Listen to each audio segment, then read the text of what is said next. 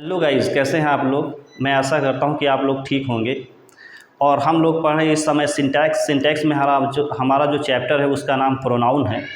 और प्रोनाउन के कई सारे वीडियोज़ मैंने अपलोड कर दिए हैं और बहुत सारे वीडियोज़ अपलोड कर दिए हैं। अगर आपने नहीं देखा तो हमारे चैनल के प्लेलिस्ट में जा कर के उन पिछले वीडियोज़ को देख लें और अपने एग्ज़ाम की प्रिपरेशन को एक बेहतर अंजाम तक और एक सक्सेस की तरफ ले जा सकते हैं।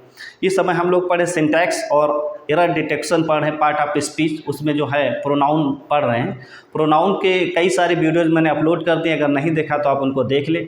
और जो आज का है उसमें कुछ एरर्स हैं उसमें, और देखते हैं कि किस तरीके के सेंटेंस में किस तरीके के एरर्स जो हैं वो बनती हैं। और हम पहले सेंटेंस देख लेते हैं। लिखा है टू बी का प्रयोग इन्फिनिटिव के रूप में हो और इसका कोई स्पष्ट सब्जेक्ट ना हो तो फिर टू बी के बाद हम नॉमिनेटिव केस में लिखते हैं। जो हमारा प्रोनाउन होगा वो टू बी के बाद नॉमिनेटिव केस में लिखा जाएगा। क्या लिखा है? टू बी का प्रयोग, मतलब टू बी का प्रयोग इन्फिनिटिव के रूप में हो, मतलब टू बी का प्रयोग इन्फिनिटिव के रूप में हो और उसका कोई सब्जेक्ट स्पष्ट सब्जेक्ट ना हो तो फिर क्या करते हैं हम टू बी के बाद नॉमिनेटिव केस लिखते हैं। जैसे I would not want to be he, I would not want to be he, मैं वो नहीं होना चाहता हूँ, मतलब मैं वो नहीं बनना चाहता हूँ या मैं वो नहीं होना चाहता हूँ। I would not want to be he, मैं वो बनना नहीं चाहता हूँ। अगर लिखा है टू बी का प्रयोग हो और स्पष्ट हमारे पास सब्जेक्ट दिया हो, जैसे I guessed the woman to be हर,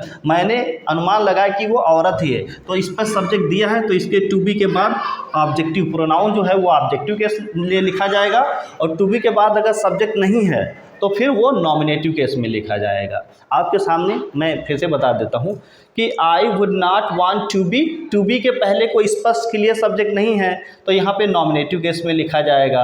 और टू बी के पहले हमारा स्पष्ट सब्जेक्ट है तो ये फिर ऑब्जेक्टिव केस में प्रोनाउन हमारा लिखा जाता है। ठीक है, और देख लेते हैं कि अगला रूल हमारा क्या है। आइए देख लेते हैं हमारा अगला रूल क्या है। जैसे ये दिया है कि my father forbade you and me to play in the sun. अगर कोई भी सेंटेंस दिया है वहाँ पर दो प्रोनाउंस ऑब्जेक्ट, मतलब जो है दो प्रोनाउन जो है ऑब्जेक्टिव केस में एंड से जुड़े हैं तो दोनों के दोनों ऑब्जेक्टिव केस में इस्तेमाल होते हैं। जैसे माई फादर फॉरबेड, मेरे पापा ने मना किया तुम्हें और मुझे, तो ये भी ऑब्जेक्टिव केस में रहेगा और ये भी ऑब्जेक्टिव केस में रहेगा। ऐसा नहीं कि एक ऑब्जेक्टिव केस में रहेगा और ये सब्जेक्टिव केस में हो जाए, नहीं। अगर ऑब्जेक्टिव केस में ऑब्जेक्ट की जगह पर दिए हैं तो दोनों ऑब्जेक्टिव केस में होंगे। My father forbade you and me to play in the sun, मेरे पापा ने तुम्हें और मुझे, दोनों लोगों को सूरज की रोशनी में, मतलब धूप में खेलने से मना किया है। अगर दो ऑब्जेक्ट एंड से जुड़कर आते हैं तो दोनों के दोनों ऑब्जेक्टिव केस में इस्तेमाल किए जाते हैं। अगला हमारा रूल जो है पजेसिव प्रोनाउन जो होता है, पजेसिव प्रोनाउन का प्रयोग नाउन के बिना भी होता है। ये अगर देखने में आपको ऑड लग सकता है, थोड़ा सा अजीब लग सकता है, लेकिन हाँ, जी हाँ, इनका प्रयोग ऑब्जेक्टिव जो ये पजेसिव प्रोनाउन है ये नाउन के बिना भी हो जाते हैं। आपके सामने है, जैसे hours is a good great country, hours मतलब हमारा देश हो जाएगा, hours is a great country मतलब हमारा देश एक महान देश है। तो आवर्स का मतलब क्या बनाया गया, our plus noun is equal to ours, इस तरीके से फार्मूला होता है।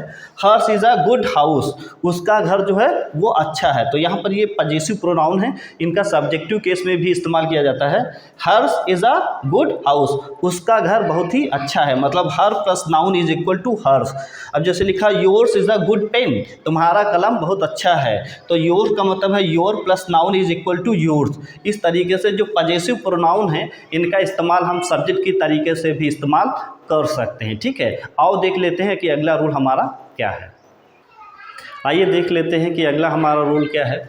हम लोग पढ़ रहे हैं पजेसिव प्रोनाउन। तो जैसा कि आपको पता है कि पजेसिव प्रोनाउन सब्जेक्ट के रूप में भी काम कर लेता है, पजेसिव प्रोनाउन ऑब्जेक्ट के रूप में भी काम कर लेता है और पजेसिव प्रोनाउन प्रेपोजिशन का ऑब्जेक्ट भी बन जाता है।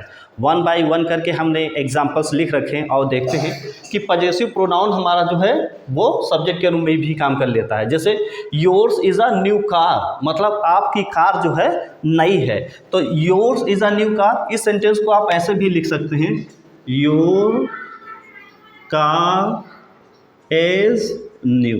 इस सेंटेंस को आप ऐसे भी लिख सकते हैं या इसको ऐसे। तो यहाँ पे योर्स जो है हमारा सब्जेक्ट के रूप में काम कर रहा है। Yours is a new car, कि आपकी कार जो है वो नई है। तो चाहे योर्स लिखो, चाहे आप इस तरीके से सेंटेंस लिखो, योर कार इज़ न्यू, आप इस तरीके से भी लिख सकते हैं, या yours is a new car, आपकी कार जो है वो नई है। अभी आपको बता के कि your plus noun is equal to yours. और hers is a beautiful sari, उसकी जो साड़ी है वो बहुत ही सुंदर है। तो आप इसको इस तरीके से भी लिख सकते हैं, हर साड़ी इज़ ब्यूटीफुल, आप इसको इस तरीके से भी लिख सकते हैं, ठीक है। हर साड़ी इज़ ब्यूटीफुल या hers is a beautiful sari, इस तरीके से भी। तो यहाँ पे देखते हैं कि पजेसिव प्रोनाउन हमारा सब्जेक्ट की तरीके से काम कर रहा है, और यहाँ पर हम देखते हैं कि ऑब्जेक्टिव केस में भी पजेसिव प्रोनाउन हमारा ऑब्जेक्टिव केस में भी काम कर लेता है। सेंटेंस आपके सामने है, जैसे he has lost my notebook as well as yours, उसने जो है मेरी नोटबुक खो दी है। ये सब्जेक्ट हो गया, ये हेल्पिंग वर्ब हो गया, ये मेन वर्ब हो गया, और ये ऑब्जेक्ट हो गया, और ये भी ऑब्जेक्ट हो गया। तो उसने मेरी किताब खो दी है एज वेल एज योर्स, और आपकी भी किताब खो दी। आपको पता है कि योर्स का मतलब होता है your plus noun is equal to your. तो उसने मेरी किताब, मेरी जो कॉपी खो दी है, और साथ ही साथ उसने आपकी भी कॉपी खो दिया है। जैसे please save his life and hers, कृपया उसकी ज़िंदगी, और यहाँ पर फीमेल है उसकी ज़िंदगी, तो हिज लाइफ लिखा है, please save his life and hers, मतलब उसकी ज़िंदगी बचा लीजिए, और यहाँ पर कोई लड़की है उसकी ज़िंदगी भी बचा। हर्स का मतलब होता है her plus noun is equal to hers. और प्रेपोजिशन का ऑब्जेक्ट मतलब पजेसिव प्रोनाउन जो है वो प्रेपोजिशन के ऑब्जेक्ट के रूप में भी काम कर लेता है। Examples are in front of you, जैसे I prefer your company to hers, मुझे जो है I prefer your company to hers, उसके साथ रहने की अपेक्षा मुझे आपका साथ ज़्यादा पसंद है। तो यहाँ पे क्या देखें, टू हमारा प्रेपोजिशन है, और हर जो है यहाँ पर ऑब्जेक्ट के रूप में काम कर रहा है, कि her is equal to her plus noun is equal to her. तो आई प्रीफर योर कंपनी, मुझे आपका साथ ज़्यादा पसंद है, टू हर्स मतलब उसके साथ से की अपेक्षा या उसके साथ से। Your problem is different from mine, मतलब आपकी जो समस्या है वो मेरी समस्या से भिन्न है। तो फ्रॉम लगा, फ्रॉम के बाद ऑब्जेक्टिव केस में इस्तेमाल किया गया है, तो प्रेपोजिशन के ऑब्जेक्ट के रूप में भी काम कर लेता है। मतलब हमारा पजेसिव प्रोनाउन बगैर नाउन के भी आ जाता है, पजेसिव प्रोनाउन सब्जेक्ट का भी काम कर लेता है, पजेसिव प्रोनाउन ऑब्जेक्ट के रूप में भी काम कर लेता है, और पजेसिव प्रोनाउन हमारा प्रेपोजिशन का ऑब्जेक्ट भी बन के काम कर लेता है। आओ देख लेते हैं अगला हमारा रूल क्या है। आइए देख लेते हैं कि अगला रूल हमारा क्या है। यहाँ पे हम लोग देख रहे हैं यूज़ ऑफ इट। इट का प्रयोग टाइम के लिए भी होता है, वेदर के लिए होता है, टेम्परेचर के लिए होता है, डिस्टेंस के लिए होता है, नेचुरल इंसिडेंट कोई भी प्राकृतिक घटना है तो उसके लिए भी होता है, ठीक है। और एज एन एम्प्टी सब्जेक्ट के रूप में भी इट का प्रयोग किया जाता है। जैसे इट इज़ 9 o'clock, 9 बजा है, ये टाइम के शो कर रहा है it. It is pleasant weather, मौसम सुहाना है, ये वेदर को बता रहा है। इट इज़ वेरी हॉट, बहुत गर्म है, टेम्परेचर को बता रहा है। It is 3 miles from here, यहाँ से 3 मील दूर है, ये डिस्टेंस बता रहा है। इट्स रेनिंग, बारिश हो रही है, और ये अदर नेचुरल इंसिडेंट्स हो गया। इट का प्रयोग एज एन एम्प्टी सब्जेक्ट के रूप में भी किया जाता है, जैसे इन्फिनिटिव को बताने के लिए। It is easy to solve, करने चीज़ों को इसको सॉल्व करना बहुत ही आसान है। तो यहाँ पे क्या है, इट जो है इन्फिनिटिव को मतलब एक्सप्रेस कर रहा है। It is easy to solve, ठीक है। और जेरंड के लिए भी इसका प्रयोग होता है। It is no use of crying, चिल्लाने का कोई मतलब नहीं है, चिल्लाने का कोई भी मतलब नहीं। तो यहाँ पे जो इट है वो एज एन एम्प्टी सब्जेक्ट के रूप में इस्तेमाल हो रहा है, क्योंकि यहाँ पे इट का मतलब कुछ भी नहीं है। इट इज़ सेड, ये कहा जाता है कि सी इज़ इल, की वो बीमार है। इट इज़ सेड, ये कहा जाता है कि वो बीमार है। यहाँ पे क्लास के लिए इट का इस्तेमाल किया गया, यहाँ पर इट का जेरंड के लिए किया गया, और यहाँ पे इट का प्रयोग जो है इन्फिनिटिव के लिए किया गया है, ठीक है। तो कई यूजेस हैं। इट का प्रयोग इन्फिनिटिव के लिए आपके सामने, ये जेरंड के लिए है, और इट का प्रयोग क्लॉज के लिए भी किया जाता है। आओ देख लेते हैं कि अगला रूल हमारा क्या है। आओ देख लेते हैं अगला रूल हमारा क्या है। डिफरेंस बिटवीन दिस और इट, कि what is the difference between this और इट। दिस का मतलब होता है यहाँ और इट का मतलब भी होता है यहाँ। दिस का मतलब होता है वह और इट का मतलब होता है वह। तो अगर हिंदी मीनिंग के अनुसार देखेंगे तो दोनों का मतलब सेम है, लेकिन what is the difference between this and it, कब दिस लगाएं और कब इट लगाएं, ये अक्सर बच्चा जो है कंफ्यूज रहता है। अक्सर हम लोग कंफ्यूज रहते हैं कि यहाँ पर यह की इंग्लिश दिस लिखें या इट लिखें। तो आप एक बात जान लीजिए कि दिस का प्रयोग हम जब भी करते हैं चीज़ों को इंट्रोड्यूस करने के लिए करते हैं। दिस का प्रयोग हमारा क्या होता है, इंट्रोड्यूस करने के लिए होता है, चीज़ों को इंट्रोड्यूस करने के लिए। इंट्रोड्यूस, कोई भी व्यक्ति है, स्थान है, वस्तु है, उसको इंट्रोड्यूस करने के लिए करते हैं, मतलब इशारा करने के लिए करते हैं कि ये चीज़ ये है। फर्स्ट नंबर पे दिस का प्रयोग चीज़ों का इंट्रोड्यूस करने के लिए किया जाता है। जैसे आपने बताया ये गाय है, तो दिस इज आ काऊ। तुमने पहली बार बता रहे हो कि ये गाय है, तो पहली बार दिस का इंट्रोड्यूस करा रहे हो, परिचय करा रहे हो, तो वहाँ पर दिस का इस्तेमाल करते हैं कि दिस इज़ आ काऊ, ये गाय है। और फिर जब दोबारा अब परिचय आपका हो गया, आप जान गए कि ये गाय है, अब परिचय आपका हो गया, इंट्रोडक्शन हो गया, दोबारा जब यूज़ करेंगे तो आप गाय के लिए प्रोनाउन का इस्तेमाल करेंगे, मतलब इट का प्रयोग करेंगे। वो काली है तो क्या हो जाएगा, इट इज़ ब्लैक, वो काली है। So this is the difference. This का प्रयोग इंट्रोडक्शन के लिए किया जाता है, या चाहे व्यक्ति हो, चाहे वस्तु हो, चाहे स्थान हो।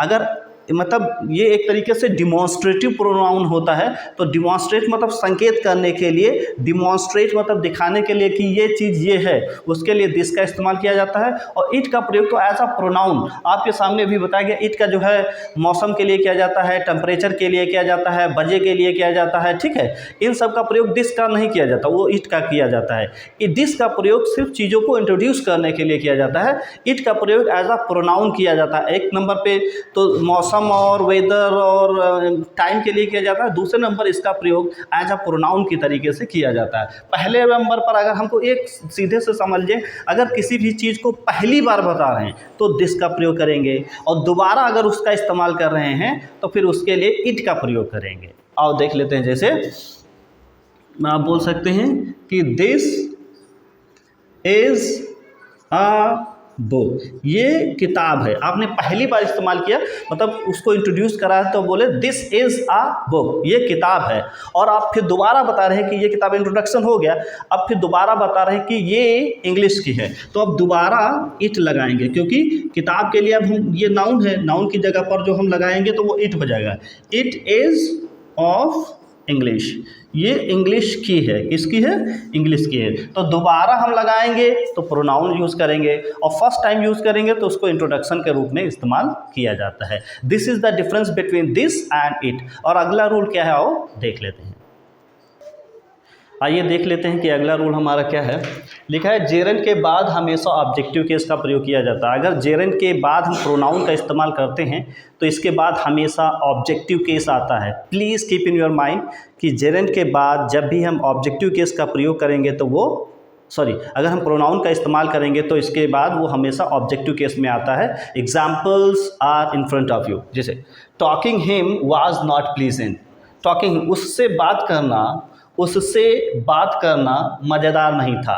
Talking him was not pleasant, talking him उससे बात करना मज़ेदार नहीं था, इस तरीके से। तो जेरंड के बाद हमेशा ऑब्जेक्टिव केस का इस्तेमाल करते हैं। जैसे visiting us is delightful, visiting अस, हमसे मुलाकात करना एक बहुत ही अच्छी बात हुई, मतलब बड़ा ही आनंददायी रहा।